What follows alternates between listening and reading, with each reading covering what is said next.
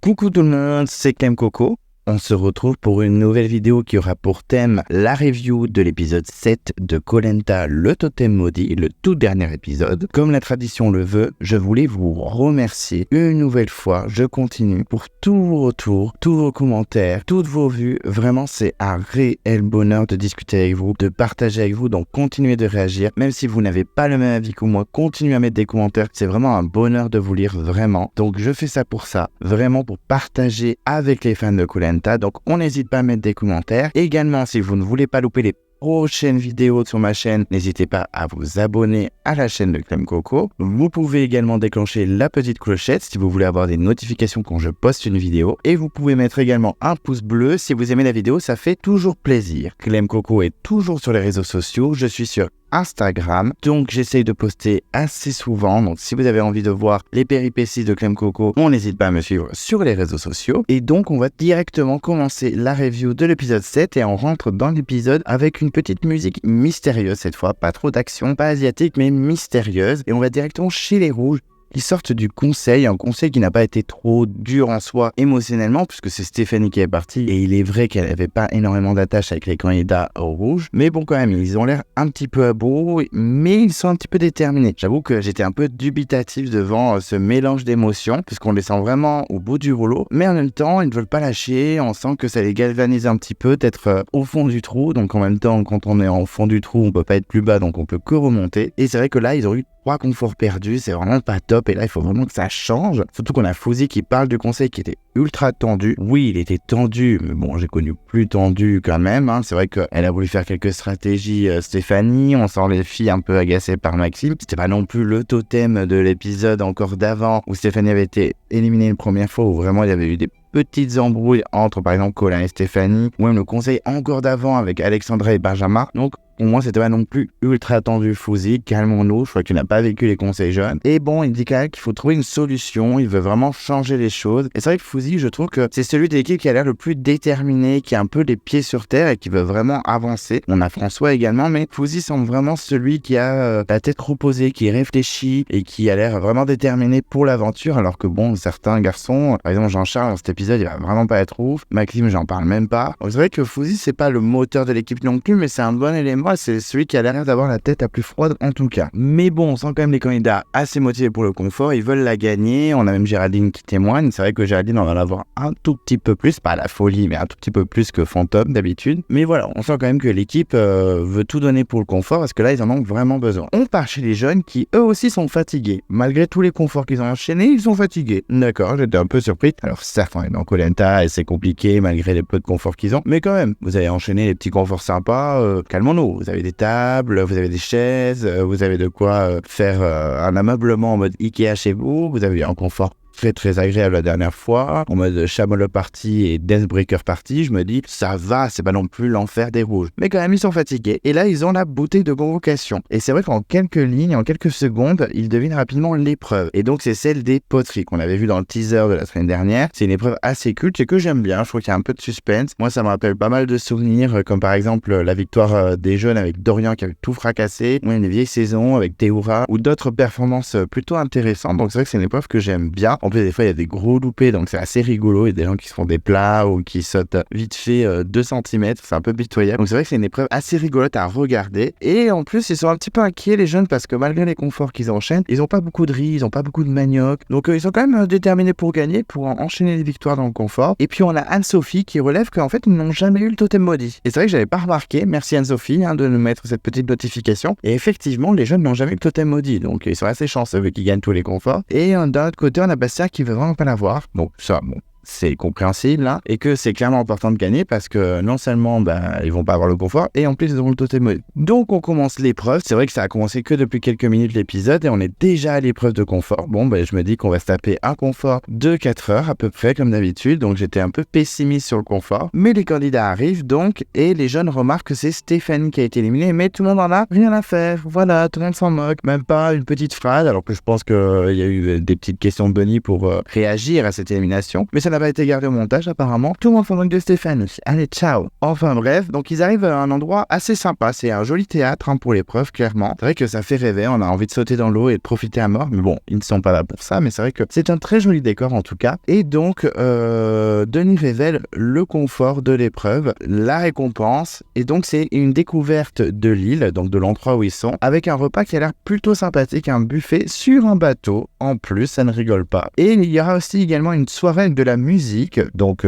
petite ambiance, très sympa, et un matelas pour dormir. Donc franchement, c'est un confort très intéressant, on a bouffe, décor, musique, ambiance, bateau, et en plus pour finir on dort bien. Donc ça a l'air plutôt intéressant, clairement il va falloir se donner. On a même Géraldine qui s'imagine au buffet et danser le disco toute la nuit, carrément Géraldine elle se lâche, et Ambre qui dit que c'est de l'or en barre et que clairement elle va tout donner. Donc c'est vrai que j'avais un peu d'espoir pour les rouges parce que au bout d'un moment il me faut un peu pitié. J'ai souvent dit que c'était mon équipe préférée les rouges et c'est vrai que ça jouait de peu. Je suis un peu 50-50, mais le fait que les rouges perdent tout le temps, ça me fait peur en fait pour eux. Donc des fois je me dis les pauvres et tout, je suis vraiment team rouge même si j'aime pas tout casser des rouges parce que vraiment ils me font la peine. Alors que je pense que j'ai plus de préférés dans les jaunes. Par exemple, j'aime beaucoup Olga, j'aime beaucoup Seta, j'aime beaucoup Anne-Sophie. Alors que chez les rouges, à part Ambre que j'aime bien et Louana, le reste, je m'en moque un peu. Ah non, il y a Fouzi aussi. Ah non, j'aime beaucoup Fouzi. Donc c'est vrai que c'est 50-50. Vraiment, j'arrive pas à choisir une équipe. Mais là, le fait que les rouges perdent tout le temps, ça me fait un peu de la peine pour eux. On a Alexandra qui témoigne et c'est vrai qu'elle a pas un très bon montage dès le début. Alexandra, déjà que les épisodes d'avant c'était pas ouf. Mais là, elle dit encore que c'est difficile pour eux malgré tous les conforts. En gros, elle s'affiche un peu devant les rouges. Déjà que la semaine dernière, elle avait dit que c'était super le confort en mode désolé les rouges, mais c'était génial. On peut éviter de dire ça devant une équipe qui est affamée. Et là, clairement, elle dit malgré tous les conforts qu'on a, franchement, c'est quand même dur. Hein.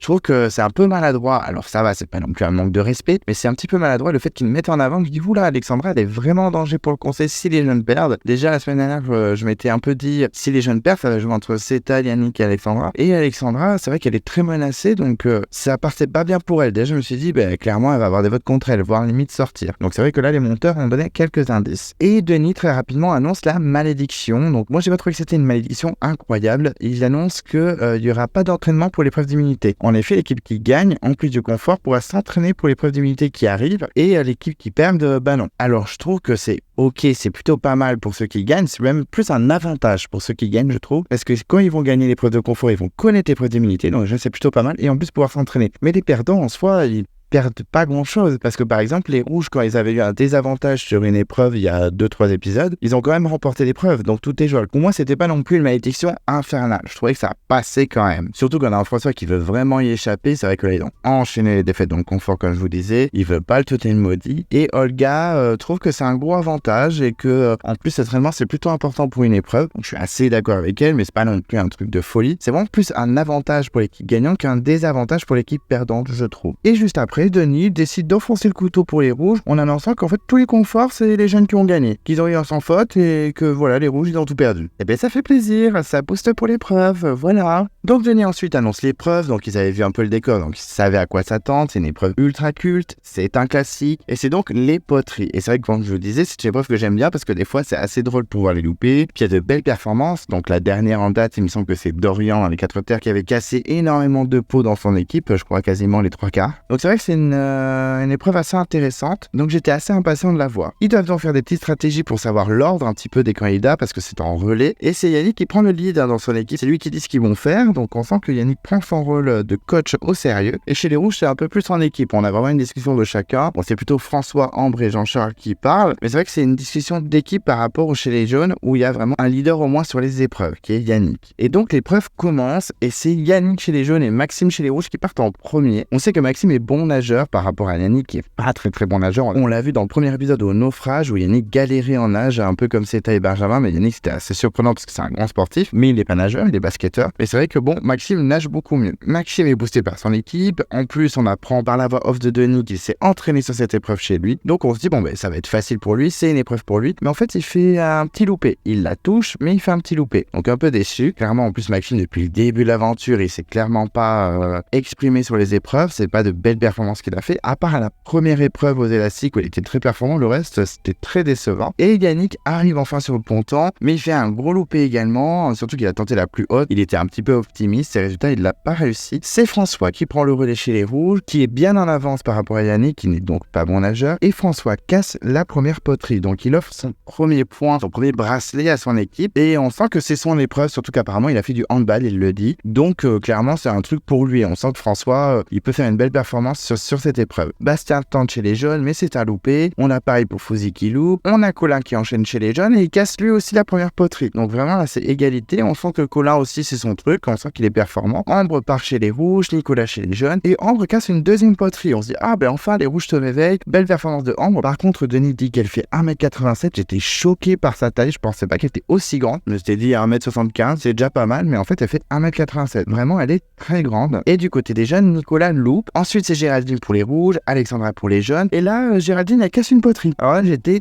choqué, mais bon tant mieux pour elle, hein, ça lui fait gagner des points parce que c'est vrai qu'elle est souvent en marge, en mode c'est la plus âgée, donc pas performante sur les épreuves. Et si elle casse une poterie, troisième bracelet pour les rouges. Alexandra, elle, de son côté, casse la deuxième poterie. Ça fait donc 3 pour les rouges, 2 pour les jeunes. On a Olga chez les jeunes qui prend le relais. C'est un loupé par contre chez les rouges pour Jean-Charles. Et vraiment, je me rends de plus en plus compte que Jean-Charles, il est vraiment pas performant au niveau des épreuves. Ça fait plusieurs fois que il est pas ouf. Je me rappelle par exemple des radeaux, il avait été catastrophique, mais c'est pas la seule épreuve. Il me semble qu'à d'autres épreuves, il a pas été incroyable. Et là, il enchaîne. En plus, il nage lentement. Il se fait clairement clasher par son équipe. J'ai même entendu le surnom de Mémé, je crois, il me semble. Pas vraiment, il s'en prend plein la tête, Jean-Charles, c'est pas la première fois. Olga, elle, de son côté, loupe. Et c'est Pauline qui part pour les rouges. Elle nage clairement lentement. On sent que François est ultra agacé, car les candidats nagent très lentement et ça l'agace énormément. Surtout que Pauline, c'est le fiasco, hein, clairement. Elle ne touche pas du tout la poterie, bien au contraire. Anne-Sophie chez les jeunes tente aussi sa chance, mais c'est un beau loupé. Louana part pour les rouges et Seta pour les jeunes. Louana loupe, ça servait à rien de clasher les autres candidats si c'est pour pas faire mieux, hein, clairement. Louana, je l'adore pourtant, mais là c'est vrai qu'elle crie sur tout le monde et en fait elle fait une performance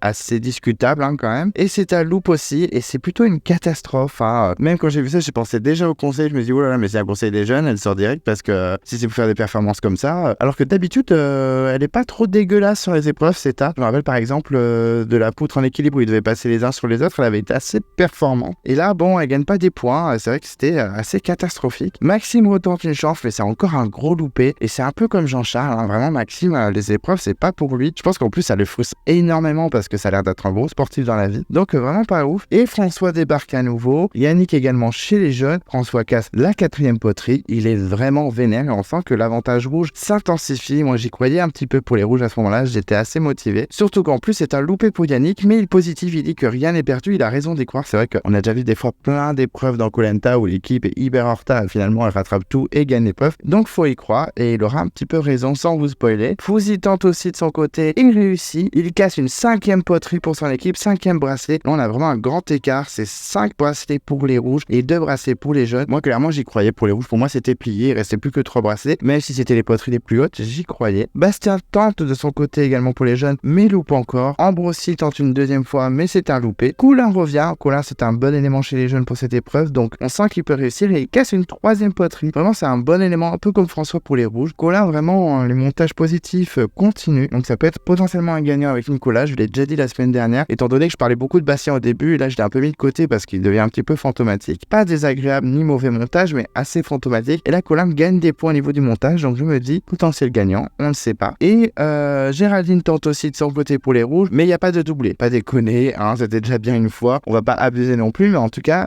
là cette fois elle n'y arrive pas. Nicolas, lui de son côté par contre, réussit et permet aux jeunes de rattraper les rouges. Donc on sent là que c'est de plus en plus serré, la pression monte un petit peu, moi j'étais en plein suspense, vraiment j'étais au taquet dans l'épreuve. Et Jean-Charles en plus loupe encore les poteries, c'est vraiment catastrophique parce qu'on a beaucoup parlé de Maxime dans cet épisode, mais Jean-Charles, ses performances étaient assez catastrophiques aussi. Je suis assez surpris qu'on n'en ait pas plus parlé que ça parce qu'il n'y a pas que Maxime non plus. Alexandra chez les jeunes prend le relais et elle tente d'égaliser et elle réussit. C'est quand même la première femme de tous les candidats qui casse 2 poteries, donc belle performance pour Alexandra. Bon, Pauline, elle enchaîne aussi, mais c'est un fiasco vraiment. Elle met 15 ans en plus à revenir, elle se fait clairement défoncer par son équipe. On sent François qu'il est prêt à tout casser, mais vraiment il est trop vénère. Olga tente elle de son côté de prendre l'avantage et elle réussit. 6e poterie, j'étais un petit peu content pour Olga, pas pour son équipe parce que j'étais plus pour les rouges là, mais j'étais content pour Olga, ça prouve qu'elle est vraiment forte dans les épreuves. C'est pas non plus la plus incroyable, on est d'accord, mais bon, elle n'est pas inutile. Les jeunes prennent donc le lead grâce à Alexandra et Olga, ils sont donc à 6 poteries contre 5 pour les rouges. On a Maxime qui retente et qui enchaîne les échecs vraiment. C'est une catastrophe Maxime dans cette épreuve. C'est à elle de son côté, elle a clairement lâché l'affaire, elle tente même pas, elle plonge direct pour faire gagner un max de temps. Alors c'est plutôt judicieux, mais vraiment aucune volonté. Au moins Angélique et Lola par exemple dans les 4 terres, elles tentaient. C'était pitoyable, mais elle tentait, là c'est vraiment, on gagne un max de temps et c'est bon, on plonge direct, on ne casse même pas la poterie. Ça m'a fait penser un peu à la saison 7 avec Véronique qui ne savait pas nager. Son équipe par exemple, à un moment il y avait une épreuve où il devait nager à un point. Et pour gagner du temps, ils l'ont juste plongé dans l'eau et ils l'ont pris comme un objet, ils l'ont remis sur le ponton. Allez, ça dégage, on n'en parle plus. Et là, c'est un peu la même chose. François, lui, de son côté, retente. Et malheureusement pour lui et pour son équipe, il loupe. Et franchement, j'étais un peu triste pour lui. Même si c'est clairement pas mon candidat préféré, que je l'adore pas du tout. Vraiment, j'étais triste pour lui. On sentait que ça le frustrait énormément. Yannick tente aussi de son côté, mais il loupe. Vraiment pas terrible, hein, Yannick. Pourtant, il est super grand, super athlétique. On pourrait croire qu'il aurait tout cassé dans cette épreuve et pas du tout. Ensuite, ça s'enchaîne pas mal, mais il y a beaucoup de loupés. Donc là, le suspense monte un peu, même si je trouve que c'était un peu moins à ce moment-là. L'épreuve était sympa au début, mais là, vu que tout le monde loupe et que le montage, je l'ai pas trouvé très fluide, je trouvais que l'épreuve était un peu molle à ce moment-là. François retente, et là on a une petite musique de suspense, on sent que ça peut vraiment le faire, qu'il peut vraiment égaliser avec les jeunes, et effectivement, il casse la poterie et réussit à égaliser 6 partout. Les rouges peuvent vraiment remercier François pour cette épreuve. C'est vraiment l'homme de l'épreuve, en tout cas chez les rouges. En plus, du côté des jeunes, Olga loupe et Maxime, chez les rouges, va tenter une nouvelle fois. Mais c'est une catastrophe, il loupe encore. On sent que les rouges sont exaspérés, surtout par les performances de Maxime. Bon, déjà, les candidats qui nagent très lentement, comme Jean-Charles ou Pauline, ok. Et c'est vrai que Maxime, on l'attendait grave sur cette épreuve et vraiment, il est très décevant. Alexandra retourne sur le ponton pour les jeunes et on sent qu'elle est un petit peu agacée. Elle commence à un petit peu s'énerver contre son équipe, qui lui donne des conseils ou qui essaie de la booster et ils disent mais laissez-moi faire en fait ou sinon je shot direct. On sent vraiment qu'il y a une petite pression dans l'équipe alors que bon ils sont quand même égalité, on peut voir que les jeunes peuvent gagner et quand même ils sont très énervés. Fouzi en plus de son côté casse la 7e poterie. On sent que c'est pas loin de la victoire pour les rouges, on y croit à mort. Mais Colin chez les jeunes remplace Alexandra qui a fait un petit loupé et il tente d'égaliser. Suspense de malade et effectivement il égalise. Alors là il y avait vraiment pas mal de suspense, j'avoue que j'étais un peu absorbé dans l'épreuve. Je me suis dit putain mais tout est possible en fait. Et c'est au tour de François et tout repose sur ses épaules à nouveau. On s'est dit que là il peut clairement faire gagner les rouges. Il y avait pas mal de suspense,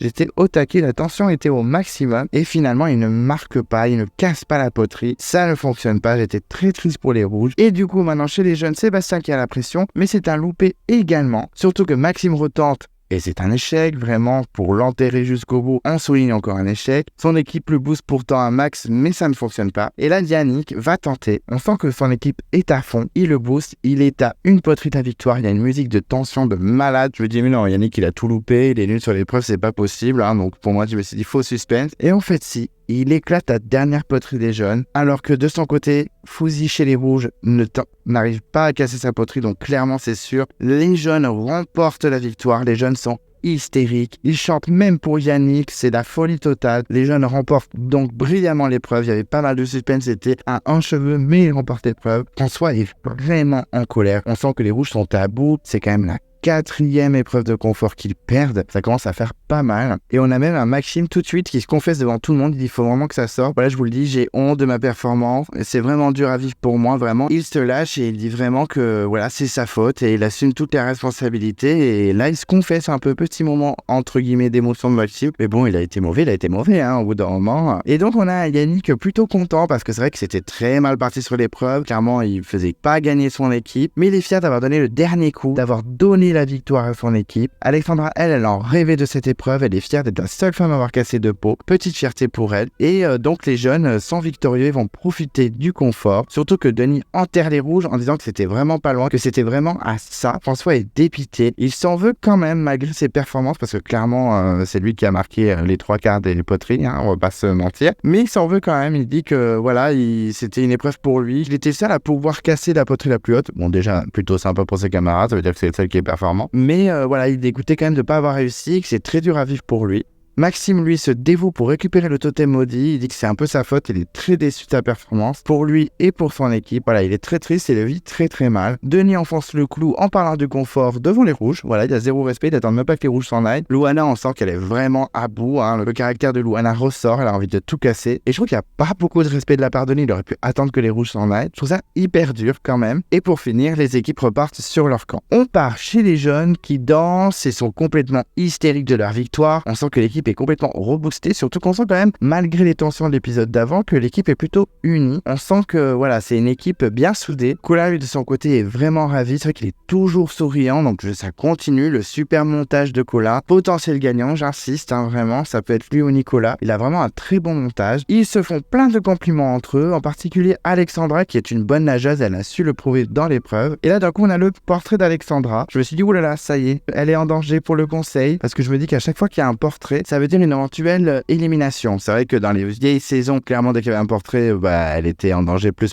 Là, un peu moins, les montages sont un peu plus nuancés. En tout cas, je me dis, oula, c'est vrai que là, ça peut mettre Alexandra en danger pour le conseil. Donc, on voit, elle parle de sa famille, de ses origines, puisqu'elle est martiniquaise, même si ça se voit pas, comme elle dit. Et surtout, sa force dans les épreuves, c'est-à-dire l'eau. Donc, voilà, on voit aussi également Olga qui parle de Yannick positivement. Donc, on sent que les tensions se sont pas mal apaisées. Elle dit que c'était en mode NBA, qu'elle avait l'impression de regarder un match de NBA. On sent que ça va vraiment mieux entre eux et c'est tant mieux. Parce que j'aime bien ce petit binôme improbable, même si je suis pas fan de Yannick. J'aime bien ce binôme improbable. Et lui, de son côté, Yannick parle de François et de la phrase qu'il a sortie en mode est-ce que Yannick a marqué ou pas. Et ça m'a galvanisé, vraiment. Ça lui a donné de la force pour réussir la dernière poterie. Cette épreuve l'a quand même épuisé, mais il est ravi d'avoir apporté la victoire à son équipe. Et il parle aussi également des jeunes de Maxime qui n'a rien marqué et que c'est clairement François qui a tout fait, mais il souligne aussi qu'il a quand même été honnête sur sa prestation, Maxime, et que c'était vraiment pas ouf. Les jeunes se disent qu'ils penseront quand même au rouge pendant le confort, mais Nico, lui, il est plutôt en mode aussi, ils ont eu la chance de l'avoir ce confort, ils ne l'ont pas saisi, tant pis pour eux. Et par contre, il doit avoir plein de tensions sur le camp. C'est vrai que Nicolas souligne le fait qu'il va avoir énormément de tensions sur le camp rouge. On verra bien. En fait, finalement, il n'a pas eu tant que ça, un petit peu avec Maxime, mais c'est tout. Olga, elle, de son côté,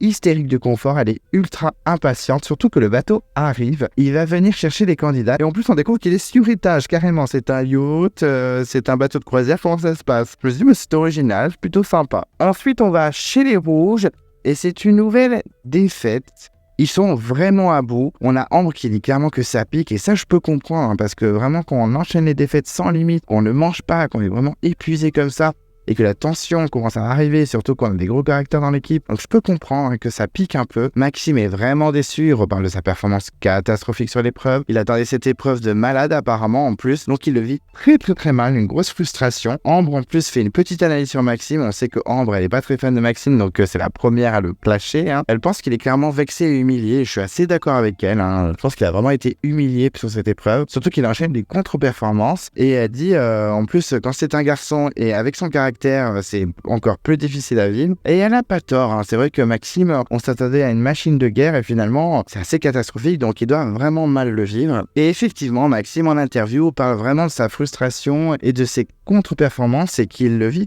très mal et ça, je peux le comprendre. De son côté, Louana, elle dit clairement qu'elle a la dalle, hein, elle ne va pas par quatre chemins, mais elle s'occupe toujours du riz, voilà, elle est vraiment préposée au riz. Louana, c'est la reine du riz, c'est elle qui gère les doses, c'est vraiment son rôle sur le camp. Et puis, elle hésite à faire 2 coquillages par personne, téléphone. Avec Ambre, elles en discutent. Elles préfèrent finalement faire un coquillage parce que là, elles se disent, bon, bah, on s'emballe un petit peu trop. Ça va un petit peu trop partir en live. On n'aura plus à manger après. Il faut se rationner. Mais bon, les mecs, ils ont quand même trouvé du manioc. Donc l'équipe est contente. Mais très rapidement, on découvre que le manioc, en fait, est tout petit. Et que même, il a été un petit peu mangé selon Maxime. Donc c'est pas ouf non plus. C'est pas non plus une catastrophe. C'est mieux que rien, mais c'est pas ouf. Et là, en plus, je me suis fait la réflexion. Après tant d'années de Koh Lanta, de visionnage, en fait, j'ai jamais goûté de manioc. Alors, on m'a dit souvent que ça avait goût de navet. Écoutez, il faudrait que je goûte un jour dans ma vie. Je ne sais pas si un jour je ferai Koh Lanta. Je pense que ça m'étonnerait puisque je serai éliminé en 3 secondes en mode Céline First Boot. Mais en tout cas, je n'ai jamais goûté de manioc. Donc, c'est très sympa que je le fasse. Je me suis fait la réflexion dans l'épisode. Maxime, lui, de son côté, a vraiment du mal avec la faim. Et il demande s'ils peuvent pas manger du riz et du manioc. Donc, Jean-Charles, lui, parle de faire 2 repas séparés. Un de riz et un de manioc en mode risotto. Maxime parle clairement d'un petit risotto sympa. Et Louana s'impose et fait un gros stop, un gros coup de gueule en disant non, c'est bon. Là, elle calme clairement les excitations des garçons. Elle a dit, voilà, si vous vouliez 2 repas, fallait gagner l'épreuve de confort en fait. Oh là là, on sent une Louana très très colère, mais elle n'a pas tort. Avec les garçons, c'est le ventre qui parle, ils ont du mal avec leur faim, surtout Maxime. Et on sent une Louana assez agacée, et en particulier donc par Maxime. Donc, petite tension quand même là. Ambre, elle essaie de trouver un terrain d'entente. Voilà, elle laisse gain de cause aux garçons. Elle dit, bon, allez, on va faire 8 coquillages au lieu de 6. Ce sera un peu plus sympa. Là, c'est assez dur. On vient de perdre encore une épreuve. Il faut se faire plaisir quand même, le plaisir du ventre. Et ils sont plutôt contents. Voilà, il y a même Fouilly qui dit c'est pas le confort des jeunes, mais bon, c'est pas mal. Ambre dit qu'elle aurait préféré un risotto avec de la crème et de la truffe et des champignons, tout ça. Mais bon, c'est mieux que rien. Et puis, ils essaient de se rassurer comme ils peuvent. Et donc, là, voilà, maintenant, c'est le moment de confort des jeunes. Tout ce que je déteste. Donc, ça va être bien long et bien insupportable. Pas non plus de discussion de stratégie. Donc, vraiment un confort pour meubler l'épisode. Alors ok, on va avoir du paysage, ça va être sympa, mais ça va pas être très intéressant. Et donc ils arrivent sur le bateau, un petit peu en mode première classe version Philippines, et direct ils se font un petit jus de fruits, un petit cocktail, ils trinquent, et bon là c'est explosion de saveur pour l'équipe. C'est surprenant, surtout qu'on se prive à ce point-là. Je pense que le moindre fruit ou le moindre jus de fruits, c'est la folie totale, et c'est un petit peu la croisière s'amuse, comme dirait Nicolas. Voilà, ils vont bien profiter, ils sont tous ravis, tout le monde profite. Bien sûr c'est beaucoup trop long à regarder, mais bon, les candidats profitent, c'est le principal. Ils admirent ce paysage magnifique, et ça je peux le comprendre. Par contre, je pense qu'il faut y être, parce que c'est vrai qu'à la télé c'est joli, mais le vivre c'est encore plus fort, et c'est vrai que c'est magnifique, ça doit être incroyable en vrai. Et à un moment, on a carrément une espèce de petite bromance, effectivement au bord du bateau, au bout du bateau, on a Cola et Bastien qui sont collés serrés. Bon, pourquoi pas. Je savais pas qu'ils étaient aussi proches, qu'ils étaient potes, etc. Au moins, on voit que même s'il y a des anciennes couleurs, les gens se rapprochent. Et ça fait plaisir, une petite bromance dans Koh Lanta. Et ensuite, ils montent à l'étage où il y a un buffet assez incroyable, quand même assez fat, qui les attend. Et on a 2 teams, toute l'équipe qui veulent partager, vraiment faire égalité dans les aliments et dans les denrées. Et Yannick, lui, qui est en mode non, mais c'est bon, on se sert comme ça, on s'en moque et tout. Et on sent une petite tension où il y a un mini clash. C'est très court et finalement, ça part pas en pugilat non plus. Mais c'est vrai qu'on sent une petite tension. Ça met un peu Yannick dans une mauvaise position. Je me dis, pour le conseil, un petit peu en danger. Alexandra, Yannick, ça sent un petit peu un duel pour le conseil. Et je me suis dit à ce moment-là, au fil de l'épisode, je me rends compte que finalement, ce sera pas un duel, mais un trio. Mais en tout cas, à ce moment-là, je m'étais dit, Yannick n'est pas mis en bonne position dans cette situation, en tout cas. Mais finalement, ils le font de façon équitable. En tout cas, l'équipe profite un maximum. On sent que les tensions ne sont pas non plus persistantes. Et ils se régalent, mais ça reste vraiment un moment très très long dans l'épisode où on s'ennuie. Yannick, lui, de son côté, par rapport à moi, quand je regarde le confort, il est ravi. Il dit que psychologiquement et physiquement, ça lui fait un bien fou. Nicolas dit qu'il faut vraiment tout dévorer. Voilà, dans Koh Lanta, faut rien laisser, il faut tout manger, quitte à se faire mal au ventre. Voilà, on peut pas se permettre de laisser. Et il dit qu'il est même en mode aspirateur. Donc ça me fait un peu rigoler. Toujours bon montage, Nicolas. J'ai trouvé son montage un peu moins bon que l'épisode d'avant et un peu moins bon que le montage de Cola. Donc du coup, est-ce que Nicolas sera un finaliste et pas un gagnant? Mais en tout cas, il a quand même un beau montage dans l'ensemble là. Donc potentiel gagnant toujours. Et l'équipe constate qu'ils ont un petit peu trop mangé, mais qui ne regrette pas. Moi, clairement, j'aurais fait pareil. J'aurais tout dévoré jusqu'à m'en donner mal au ventre. Et puis, pas de regret, quoi. Il faut profiter, quand même. C'est pas tous les jours qu'ils ont un moment comme ça, donc il faut profiter. Petit passage de danse entre Alexandra et Olga. On a Olga qui fait son petit show. Elle danse très très bien. Petit pas très sympa à regarder. On se dit que clairement, elle est très douée. En même temps, c'est son métier. C'est pas très surprenant. Et puis, ils sont rapidement rejoints par les autres. Ils dansent tous ensemble. On a même une petite danse entre Nicolas et Cola. Très sympa. Collé serré entre Yannick et Alexandra.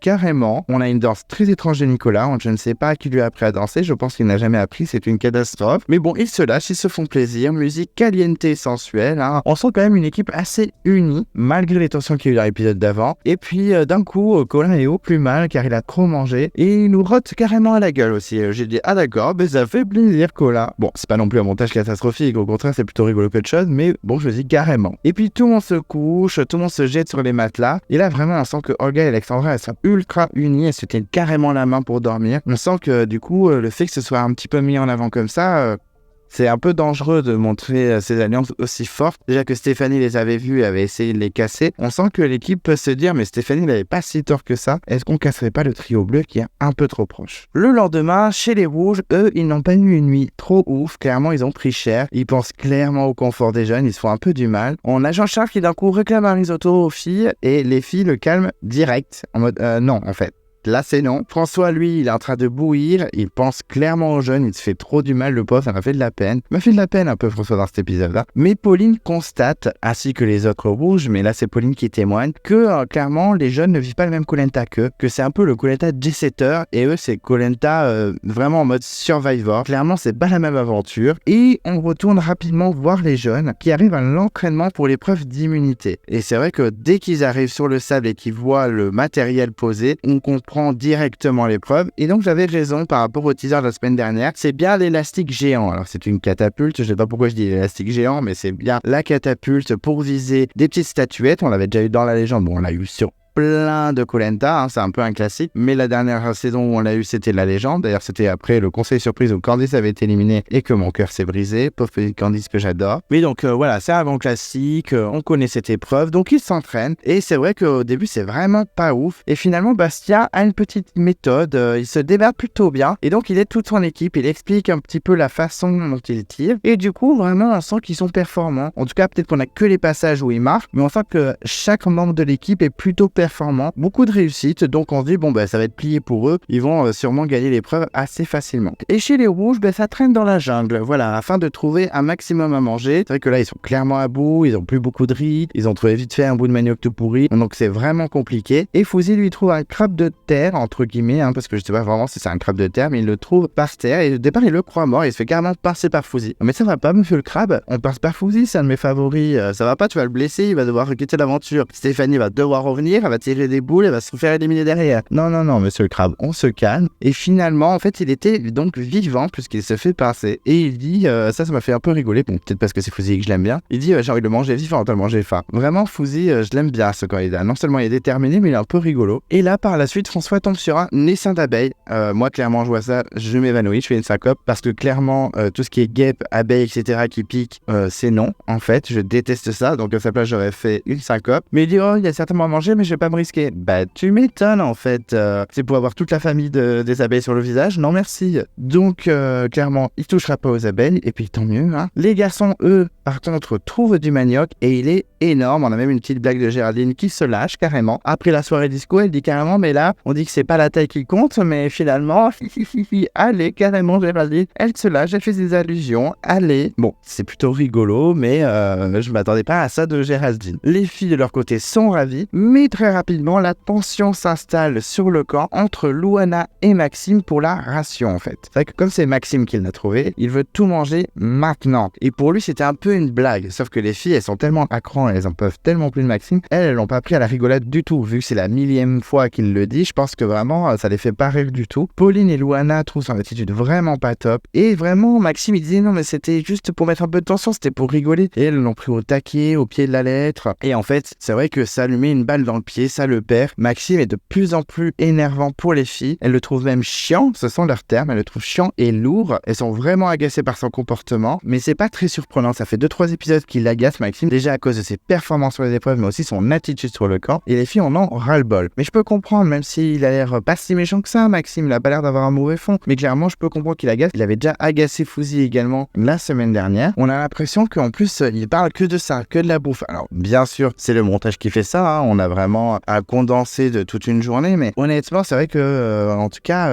on voit que ça. Et je trouve qu'il a vraiment un montage catastrophique, Maxime, donc je donne pas cher de sa peau. Je me suis même dit, si les rouges perdent l'immunité, clairement, c'est Maxime qui sort, c'est sûr. Mais bon, je me suis dit, on a tellement eu un montage un peu chelou d'Alexandra et Yannick que je me disais, les jeunes, il y a des chances qu'ils perdent quand même. En parlant des jeunes, ils ont fini l'entraînement, ils retournent sur le camp, et là, c'est plus la même musique. Effectivement, le temps est trop vénère, ils sont sous la pluie, ils sont même sous la cabane en train d'essayer de se réchauffer, de se protéger, mais c'est vraiment un énorme orage éclate. On a même Seta qui n'arrête pas d'être effrayé, qui sursaute, mais c'est pas la seule parce que toute l'équipe fuit sur la plage, ils se dispatchent sur le rivage. En effet, apparemment c'est une méthode pour éviter la foudre. Alors je ne connaissais pas, en même temps, je n'ai jamais été menacé par la foudre, donc je ne pouvais pas le savoir, mais écoutez, je le saurais, imaginons, ça m'arrive. En tout cas, voilà, ils se protègent un maximum, ça semble vraiment sérieux. C'est la première fois que je vois les candidats fuir la foudre en se mettant sur la plage comme ça c'était jamais arrivé, mais c'est une méthode à retenir. Mais rapidement, l'orage se calme, mais les candidats semblent vraiment être marqués par ce petit épisode. Ils essaient de se réchauffer comme ils peuvent, ils sentent que la nuit va être vraiment longue et que ça va être compliqué de bien dormir. Ils se couchent quand même un petit peu en espérant que la nuit ne soit pas trop hardcore, mais bon, je me doutais que ça allait être compliqué. Et donc effectivement, c'est le lever des jeunes le lendemain et ils ont l'air complètement explosés. On a même Bastien qui s'effondre sur Yannick. Ils ont dormi complètement trempés en fait. Ils étaient complètement trempés, très humides. La nuit était bien compliquée comme prévu. Donc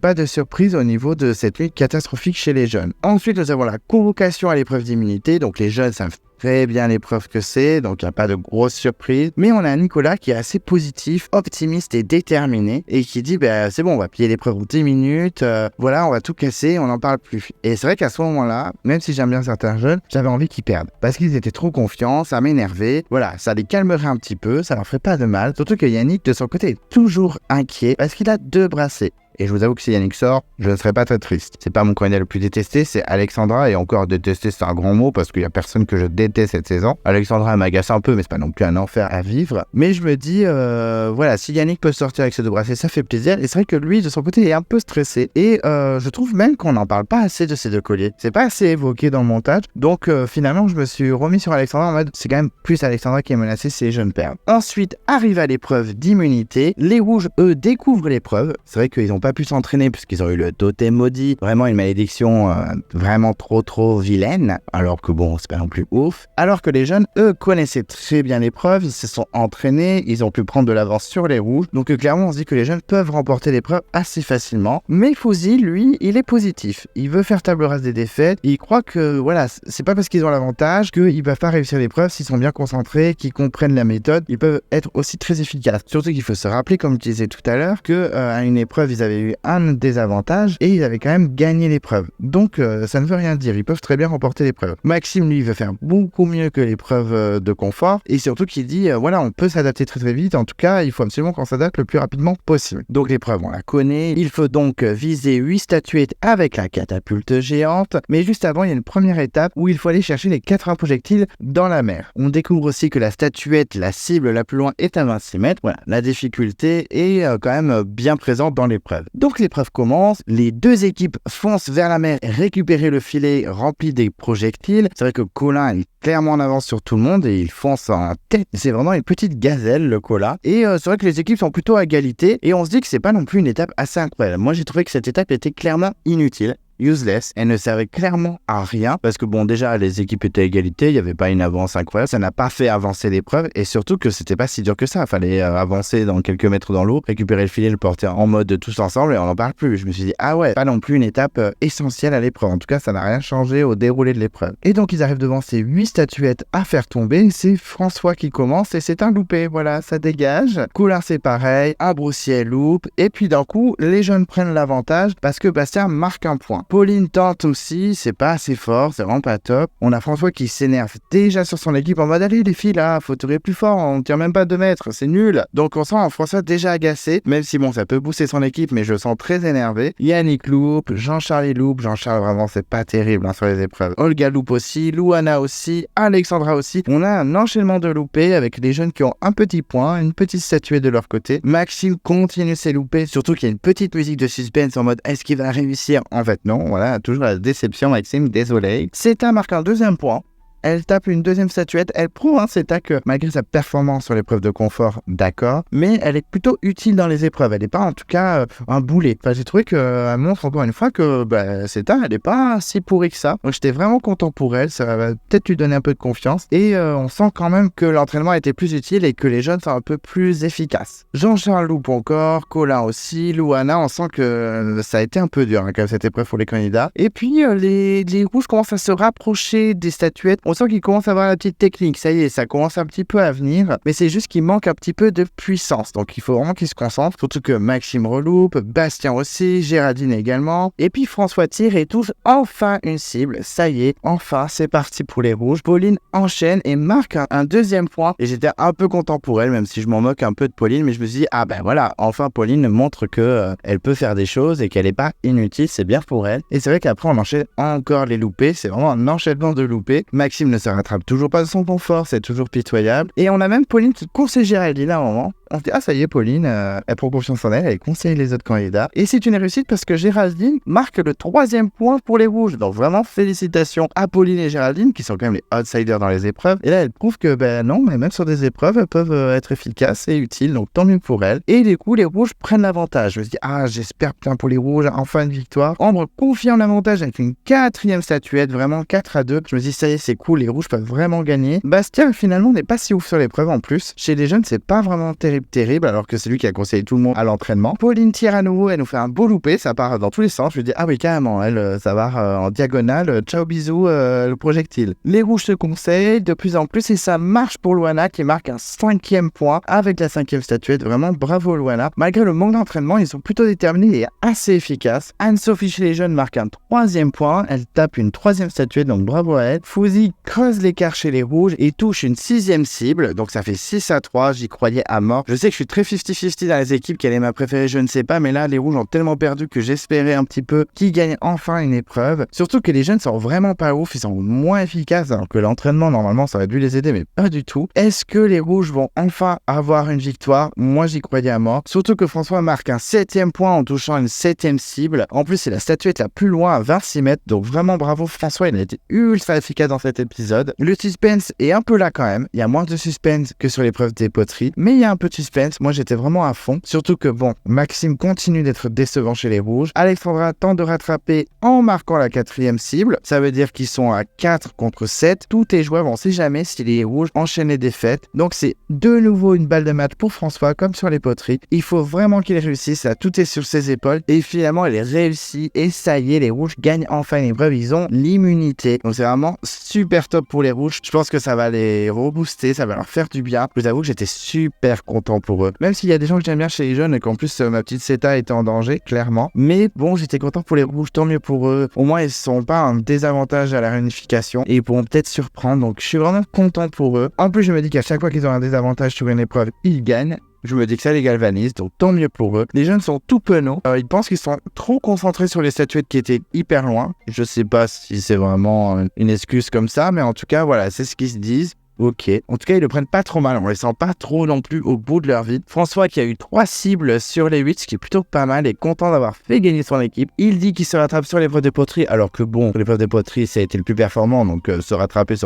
François, ne sois pas trop humble non plus. Tu es très bon sur les épreuves, tu es très bon sur les épreuves. Fouzi, lui, de son côté, il est ravi. C'est une des plus belles victoires de son aventure, donc il est vraiment content. Il casse la malédiction des 3 défaites d'affilée. François récupère le totem. Évidemment, bien sûr que c'est lui qui récupère le totem. Et ça rattrape tous les conflits qui perd. C'est vrai que là ça leur fait plaisir, ils vont être en supériorité numérique, surtout que la réunification va pointer le bout de son nez, donc vraiment c'est super pour eux. Et chez les jeunes, Nicolas est dégoûté, il pressent une journée et une soirée pas très agréable. Effectivement, il va avoir pas mal de tractations et un conseil tendu, donc les prochaines 24 heures ne vont pas être top à vivre, clairement. Surtout que Denis enfonce le coup et il précise que c'est la 3e épreuve d'immunité perdue pour les jaunes. On retourne chez les jaunes. Yannick se sent clairement en danger avec ses 2 bracelets. Il pense aussi que Seta est en danger, mais il dit qu'elle a un collier, alors qu'elle n'a pas de collier. Il n'existe pas, c'est un collier imaginaire. Vraiment, ce collier imaginaire, 7e épisode, on en parle toujours. Je pense que finalement, j'avais dit que c'était un peu le boulet qui allait faire plonger Seta. Mais honnêtement, ça l'a bien sauvé pour l'instant. Je me dis que cette stratégie a vraiment bien duré. Effectivement, Seta a bien fait de faire ça. Même si là, dans ce conseil, j'ai un peu peur que ça provoque sa chute. Mais en tout cas, pour l'instant, ça l'a bien sauvé. sauver. Surtout que Seta, elle, de son côté, cherche un vrai collier pour sauver sa tête parce qu'elle dit que voilà, malgré tout, malgré ses performances sur les épreuves, malgré le fait qu'elle soit bonne en survie, elle veut quand même se faire sortir. Elle sait pas pourquoi, elle comprend pas, elle dit ils veulent pas de moi, je comprends pas pourquoi. Et je me dis qu'elle a raison, mais pourquoi la sortir Seta? C'est vrai que sur les épreuves, c'est pas une machine de guerre, mais elle est pas nulle du tout. En tout cas, c'est pas la plus mauvaise. Et en plus, en survie, elle est plutôt correcte. Je pense qu'elle a juste un gros problème de social. Elle s'entend bien avec les gens, mais c'est pas non plus la folie. Mais je peux comprendre qu'elle soit un peu dans la compréhension, qu'elle se dise mais pourquoi tout le temps me viser alors que j'ai pas l'impression d'être un mauvais élément en fait dans l'équipe. Et d'un coup, on a le portrait de Seta. Alors c'est vrai que bon, je me dis super, elle est en danger pour le conseil, génial, en mode Alexandra. Je me dis que ça va forcément être une des deux. J'ai mis Yannick de côté, je me dis que ça va être une des deux filles, c'est sûr. Mais son portrait, je le trouve vraiment attachant, même si on voit son rôle de maman, elle en parle pas trop sur le camp. Et ça me fait plaisir parce que les gens qui font Koh-Lanta pour leur gamin, ça me saoule, je le répète assez. Et c'est vrai que je la trouve vraiment trop attachante, même dans son portrait, je l'ai trouvé trop choupi. Moi, je l'adore, Seta. Je peux pas expliquer pourquoi, je l'aime bien cette candidate. Surtout qu'en plus, elle dit qu'elle va jouer la stratégie et que dès qu'on va lui poser des questions sur le collier, elle va le dire je vais faire ce que j'ai à faire.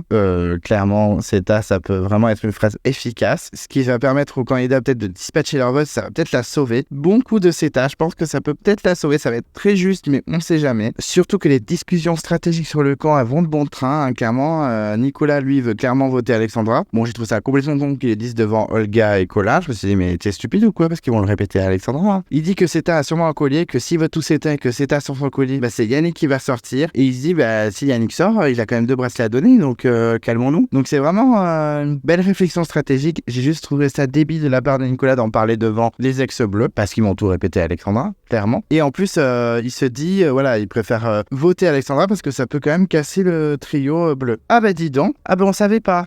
Merci Stéphanie. Quand c'est Stéphanie, personne écoute, personne veut la suivre. Mais par contre, Nico, d'un coup, tout seul, il se dit, je vais casser le trio bleu. Mais c'est trop tard, en fait. Pourquoi vous avez pas écouté Stéphanie? Putain, mais vous êtes perdus. Donc ça m'a un petit peu énervé, même si Nicolas est un potentiel gagnant. Même si dans cet épisode, je trouve que Colin a une meilleure image que lui. Mais bon, je me suis dit, mais il est stupide ou quoi? Mais il fallait le faire avant. De son côté, Colin pense qu'elle va pas sortir son collier. Il dit à Nicolas, non, on va pas voter Alexandra, s'il te plaît, on va tous voter Seta, elle sortira pas, c'est sûr. Mais Nicolas est persuadé qu'elle va le sortir. Alors certes, elle ne va jamais le sortir puisque c'est un collier imaginaire, mais j'aurais été plus de l'avis de Nicolas, oui, autant dispatcher les votes et sauver un maximum les meubles en fait. Alors que bon, Colin, lui, le fait d'éliminer Alexandra, déjà il élimine une bonne copine et en plus une sacrée alliée quoi. Donc je comprends Colin, mais je comprends aussi Nicolas. Sophie, elle va voir repartir Seta. D'accord. Très bien. On sent qu'elle s'entend vraiment bien avec Alexandra, donc Seta, c'est sa cible. Vraiment, avec Seta, c'est pas passé du tout, alors qu'avec Anne-Sophie, elles ont été ensemble dès le premier jour, quoi. Super. Merci Anne-Sophie. Mais bon, je l'aime bien Anne-Sophie, mais bon, elle s'attaque à Seta et ça m'énerve. Alexandra, elle sent qu'elle est clairement en danger. En plus, elle sait que Seta a un collier, alors qu'elle n'en a pas. Qu'en plus que cette dernière, et ainsi que Yannick, vont voter contre elle, que donc il peut avoir plusieurs votes contre elle, donc elle est pas du tout sereine. On comprend rapidement que ça va se jouer entre Alexandra, Seta et Yannick, mais surtout entre les deux filles. Olga, elle, de son côté, veut vraiment protéger Alexandra et elle veut voter Seta. Surtout qu'elle a une petite discussion avec sa copine et on sent que c'est un peu le fou, que c'est assez tendu. Olga prédit même un gros bordel, surtout qu'elle dit que Nicolas va voter Alexandra, les gens ils veulent protéger Yannick. Seta, elle a un potentiel collier. Elle dit qu'elle se sent complètement bloquée et je la comprends. Il y a même Nicolas de son côté qui conseille à Seta de sortir son collier parce qu'il lui dit si tu le sors pas ce soir, tu vas le sortir chez toi quoi. Et c'est vrai que la tête de Seta quand il a dit ça, en mode mais connard, je n'ai pas de collier en fait. J'ai trouvé ça très rigolo. La pauvre Seta, tout le monde est sur elle, mais elle n'a pas de collier. Mais bon, très bonne stratégie Seta, on verra au conseil si ça tient le coup. Et si elle va pas sortir, vu qu'elle n'a pas de collier, elle a la surprise générale des autres candidats. Et donc le conseil commence, et c'est vrai qu'il n'y a pas beaucoup de discussions, étant donné que ça va être très tendu au niveau des votes. On a juste Anne-Sophie qui parle des tensions qu'il y a sur le camp, que c'est une atmosphère pesante, bon ok, une phrase un peu bateau. Olga, elle de son côté, elle sent que ses amis sont en danger, que ça la touche beaucoup, et qu'elle galère un petit peu à trouver une solution pour sauver sa copine. C'est vrai que bon, je me dis, ils affichent un peu leurs alliances aux yeux de tout le monde. Bon, certes, tout le monde avait remarqué que ce trio était uni, mais il persiste, il souligne, il signe en disant je veux pas éliminer ma copine et tout. Pourquoi vous montrez vos alliances sans hésitation comme ça? Enfin, je sais pas, cachez-les un petit peu. Donc c'est vrai que même si le témoignage d'Olga parle avec son cœur, etc., je me suis dit mais meuf, tu peux pas être plus discrète en fait. Donc j'ai pas trop compris. On a ensuite Denis qui se sent en danger et Alexandra, Yannick et Seta lèvent la main. Alexandra sait qu'elle est en danger, elle espère quand même intégrer la réunification. Et là, d'un coup, elle craque. Alors, il y en a qui peuvent trouver ça touchant, mais moi, j'ai trouvé ça too much. Ça m'a pas du tout touché. Ça m'a vraiment agacé. Alors, déjà, de base, j'ai un peu de mal avec Alexandra, mais certes, mais là, vraiment, ça m'a saoulé. Surtout qu'elle parle de ses enfants, sa famille, gna gna gna gna. Oui, bon, tu fais Koh-Lanta pour toi, hein, pas pour les autres. Hein. Donc, ça m'a énervé, vraiment. Ça passe pas. Voilà, je peux pas l'expliquer. Et de son côté, Seta a dit, ben voilà, il y a déjà mon nom qui est sorti plusieurs fois, donc je me doute que ça va être compliqué pour moi. Et Yannick dit que voilà, j'ai des bracelets, donc je sais que je peux être rapidement en danger. Donc ensuite, c'est le vote. On voit juste 2 votes. Alexandra qui vote Seta et Seta qui vote Alexandra, donc assez logique. Yannick va mettre ses 2 votes. Et Denis demande s'il y a un collier, donc tous les regards se tournent vers Seta. Et elle ne sort pas son collier tout simplement parce qu'elle ne l'a pas. Voilà, c'est tout. Et elle, de son côté, elle sourit en mode, mais non, je ne l'ai pas en fait. Et donc, on a le dépouillement, un peu de suspense. Hein. C'est vrai qu'un coup, on a Seta, un coup, on a Yannick, un coup, on a Alexandra, même si on sait que Yannick, c'est juste ses 2 votes noirs. Et très rapidement, on se retrouve avec une égalité parfaite. Surtout que Olga, elle est ultra stressée. Elle est encore plus stressée qu'Alexandra. Moi, de mon côté, sur mon canapé, j'étais ultra tendu également. Surtout que j'étais team Seta à mort, étant donné qu'Alexandra, c'est celle que j'aime le moins, et Seta, c'est une de mes préférées. Et là, je me dis, encore une égalité, ils vont revoter pareil. Et donc, c'est le revote. Et là, je me suis dit que c'était mort pour Seta parce qu'on voit son vote et en plus elle parle. Alors qu'Alexandra on a revu son vote, mais c'est pas exprimé, on n'a pas vu ses dires à l'écran. Donc je me suis dit, bon, c'est bon, c'est Seta qui sort, c'est sûr, le montage ça le montre et tout. Surtout qu'en plus, les candidats maintenant savent qu'elle n'a pas le collier, ou en tout cas qu'elle l'a pas sorti. Donc ils se disent, bon, c'est l'autoroute pour l'éliminer, c'est parti quoi.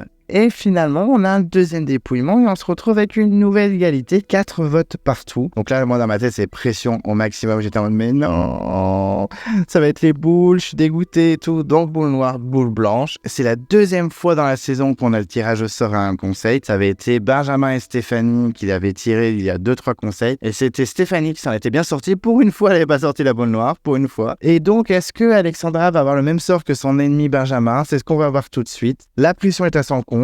Et donc les filles décident, en particulier Seta, de choisir un Shifumi qui sait qui va tirer la première. Alors le principe du Shifumi, c'est qu'il y a pierre, feuille, ciseaux. Et là on a carrément une Alexandra qui nous fait un puits. Carrément, elle nous fait un puits comme si on était en primaire. J'étais choqué. Mais bon, personne ne dit rien. Donc c'est Alexandra qui choisit en premier la boule. Et très rapidement elle tend la main et elle ouvre. Et c'est Alexandra qui a la boule noire. J'étais tellement content. Déjà que Alexandra s'en aille parce que je l'apprécie pas plus que ça. Mais surtout parce que Seta resté. Et j'adore Seta. Donc je suis ravi. Alexandra s'en va, je suis très content. J'étais surpris un petit peu vu le montage des votes, comme je vous l'avais dit. Et en même temps, elle a vu un montage un peu catastrophique depuis le début, Alexandra. Donc, pas surprenant qu'elle parte si vite. Mais bon, en tout cas, ça dégage et je suis très content. Même si, ça doit être dur pour elle, mais c'est la vie. Alexandra se dit surprise que Seta n'ait pas sorti le collier. Et la très bonne stratégie de Seta qui dit, je suis joueuse.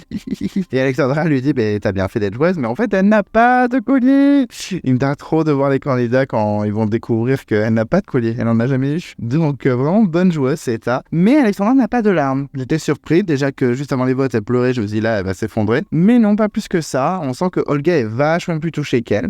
Clairement, elle est en larmes, Olga. Elle embrasse très fort ses 3 coups de cœur, c'est-à-dire Colin, Olga et Anne-Sophie. Et elle quitte l'aventure la tête haute quand même si je l'apprécie pas de ouf. Même elle part la tête haute, elle n'est pas en colère du tout, elle s'énerve pas, elle pleure pas. Donc plutôt belle sortie d'Alexandra. Ensuite, on a le teaser.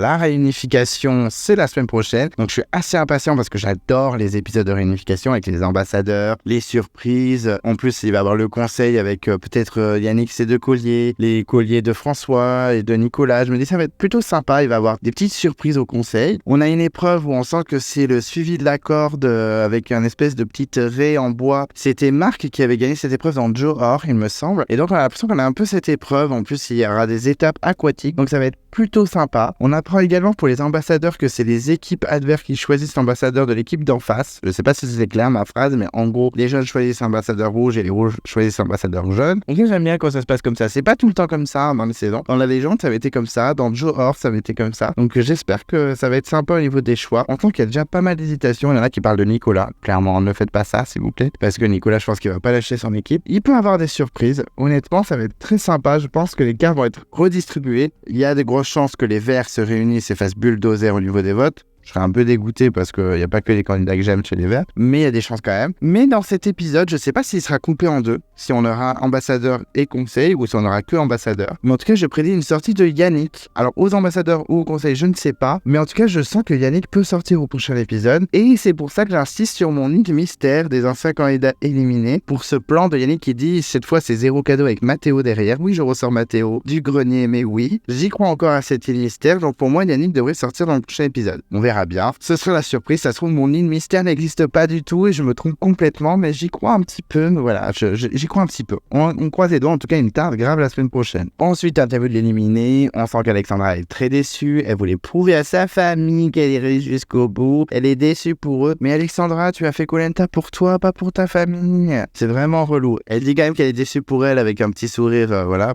Vraiment, elle m'a trop saoulé, elle pense trop aux autres. Donc c'est bien qu'elle soit partie parce que j'ai l'impression qu'elle a fait Koh Lanta pour les mauvaises raisons. Pas pour elle, mais pour les autres. Pour prouver quoi? Il faut que tu te prouves à toi-même, il faut que tu fasses aventure pour toi-même. Donc au revoir Alexandra, pas déçu qu'elle s'en aille, au revoir, bisous. On voit les votes de Bastien qui vote Alexandra parce que Seta a un potentiel collier, puis Yannick qui préfère Seta, et également Nicolas qui préfère voter Alexandra pour casser le trio bleu. Enfin Nicolas, tu te réveilles, il fallait écouter Stéphanie, ta meilleure amie, en plus je sais que tu ne peux pas la supporter, mais je suis un peu déçu qu'il y pense maintenant alors que Stéphanie avait donné toutes les cartes pour le faire. Au niveau du bilan de l'épisode, c'est un épisode que j'ai bien aimé, vraiment, ça remonte la pente par rapport à la semaine dernière où c'était le pire épisode de la saison pour le moment la semaine dernière. Là c'était plutôt pas mal, je trouve qu'il y avait pas mal de suspense, que ce soit dans le conseil ou dans les épreuves. Quelques tensions aussi également, je n'ai même pas parlé de la tension qu'il y a eu entre Maxime et Ambre, la petite dispute qui a duré 2 phrases certes, mais qui a été un petit peu mise en avant en tout cas dans le montage. Clairement oui, il y a eu de la tension surtout dans les rouges, pas trop dans les jeunes mais surtout dans les rouges, donc c'était plutôt sympa, pas mal de suspense donc je disais, j'ai bien aimé en tout cas les 2 épreuves, même si la première était un peu molle au milieu, au niveau du rythme, il y a un moment on s'est un petit peu ennuyé, et la deuxième, l'étape numéro 1 où il fallait chercher le filet avec les projectiles dedans était un petit peu inutile, mais en tout cas j'ai bien aimé quand même, il y a eu pas mal de suspense avec la musique de tension, toujours bien réalisée, toujours bien montée, c'est vraiment un bonheur de regarder, c'était pas mal stressant, donc j'ai bien kiffé aussi les tractations et le conseil avec un max de suspense, avec les 2 égalités, les boules noires ou blanches, franchement j'essaye de me pas me spoiler au maximum, donc je ne savais pas qui sortait, donc j'étais au taquet, surtout que ma Seta était en danger, et en plus l'épisode se finit avec l'élimination d'Alexandra, donc je suis ravi, franchement bon épisode, en plus qui annonce une réunification sympa, donc je suis assez impatient de voir la suite, mais en tout cas j'ai passé une très bonne soirée devant Koh Lanta. Et au niveau du bilan des candidats, on va commencer par les rouges, et ce sera François avec qui je débute. François qui m'a un peu surpris cet épisode, c'est un candidat que j'apprécie pas trop depuis le début, je suis même dégoûté qu'il ait un collier d'immunité, mais là même s'il s'est pas mal énervé contre son équipe et qu'il était pas mal dégoûté, j'ai trouvé que sur les épreuves il était ultra efficace, c'est le Buzz l'éclair des rouges, le Rocky Balboa, ultra efficace, vraiment un bon élément physique, du coup j'ai un peu peur pour lui à la réunification parce que certes il a un collier d'immunité, mais il est valable que jusqu'au premier conseil de la réunification, donc ça va être compliqué pour lui, mais il a une bonne alliance des Verts, donc il peut faire bulldozer et peut être assez impressionnant, il peut aller loin le François, mais en tout cas voilà, j'ai bien aimé dans cet épisode, je le trouve pas du tout attachant, mais en tout cas sur les épreuves il était très performant. Ensuite Maxime, épisode encore catastrophique comme la semaine dernière, il a vraiment un montage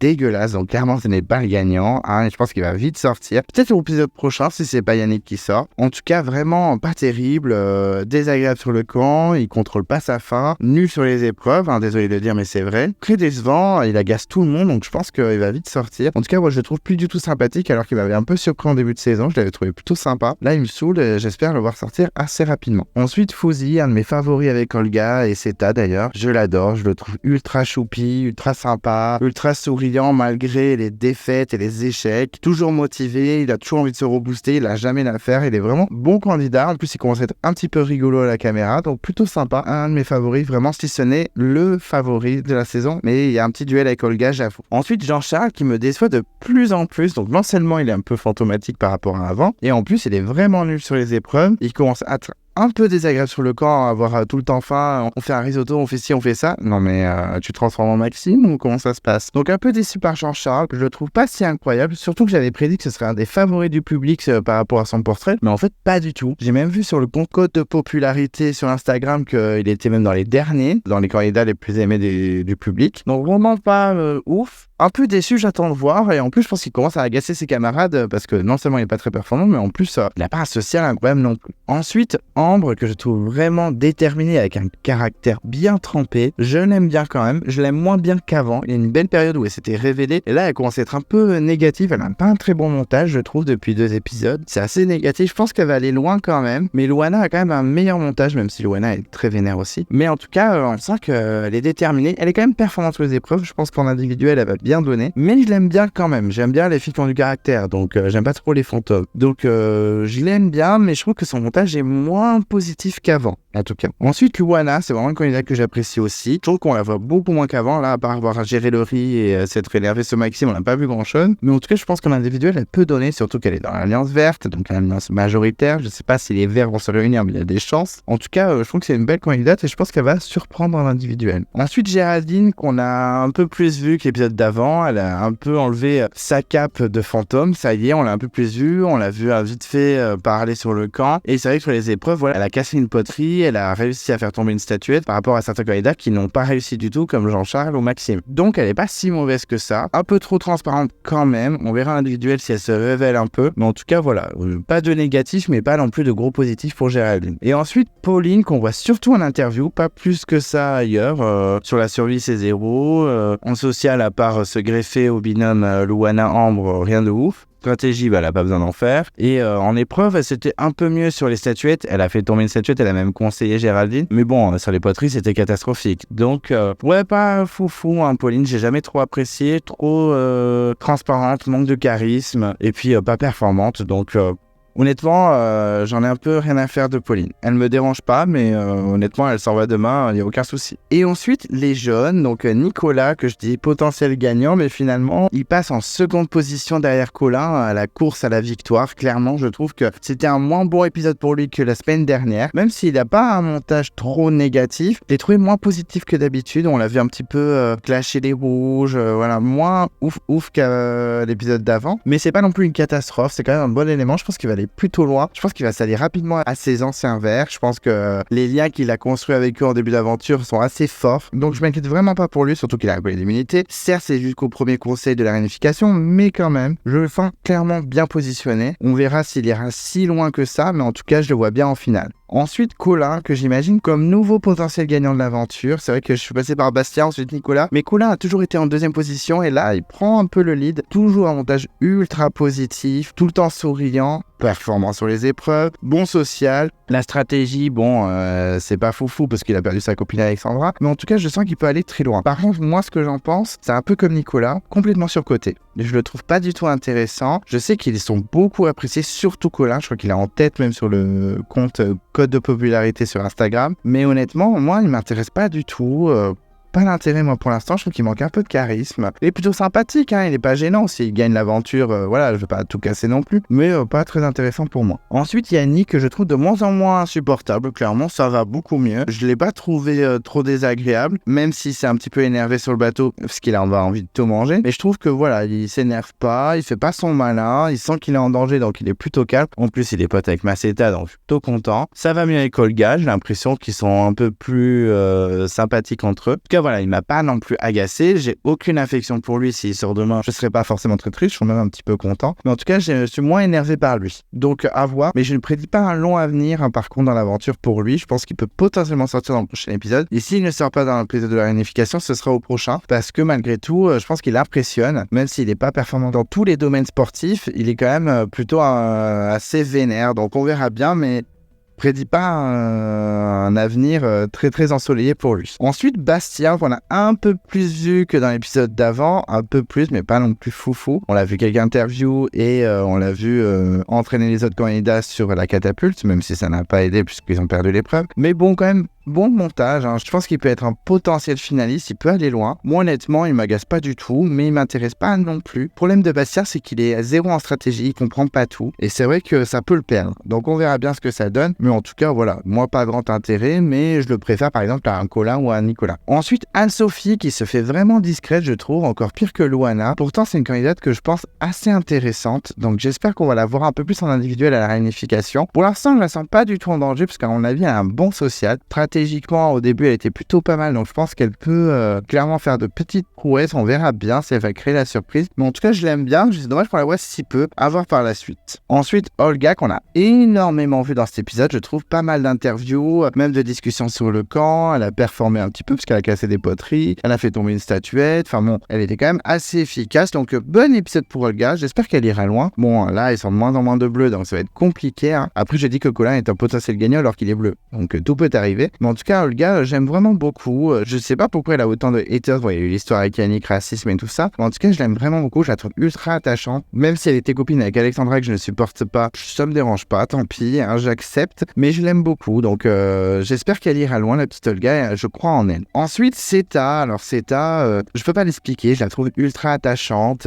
Elle dit pas grand-chose, mais à chaque fois, c'est assez rigolo. Ou alors, c'est touchant. Moi, je l'aime beaucoup, cette Seta. Je suis content qu'elle ait réussi à sauver sa tête. C'était in extremis. Elle a eu très chaud aux fesses, mais en tout cas, je l'aime beaucoup. J'espère qu'elle va percer. Je me dis qu'en unification, elle va pas être menaçante. Elle va plus même faire la balance. Donc, pourquoi pas. En tout cas, je croise les doigts pour qu'elle aille très très loin. Et je crois vraiment en Seta. Je me dis, ça peut être la surprise de la saison. Et en dernier, Alexandra. Donc, c'est la candidate que j'aime le moins. Et elle est partie. Donc, je suis forcément ravi. Je la trouvais vraiment too much. Assez désagréable, insupportable. C'est pas non plus la pire candidate de Koh Lanta, calmons-nous. J'ai détesté un bon nombre de candidats beaucoup plus qu'elle. Parce que je trouve que cette saison, il n'y en a aucun de détestable, vraiment. Même Maxime, j'ai pas envie de tout casser. Hein. Franchement, ça va. Il est pas non plus ingérable. Donc, je suis assez content qu'elle soit sortie. C'est triste pour elle, mais c'est comme ça. Elle avait qu'à pas être désagréable. Qu'est-ce que vous voulez que je vous dise? Mais en tout cas, voilà, je la regretterai pas. Et si mon île mystérieuse existe, j'espère qu'elle ne reviendra pas. Voilà pour Alexandra. En tout cas, bye bye. Et puis, j'espère ne pas trop voir dans un All-Star. Et donc voilà, j'ai terminé ma review. J'espère que c'était pas trop long. En tout cas, merci de m'avoir écouté jusqu'au bout. Si vous ne voulez pas louper les prochaines vidéos de Clem Coco, n'hésitez pas à vous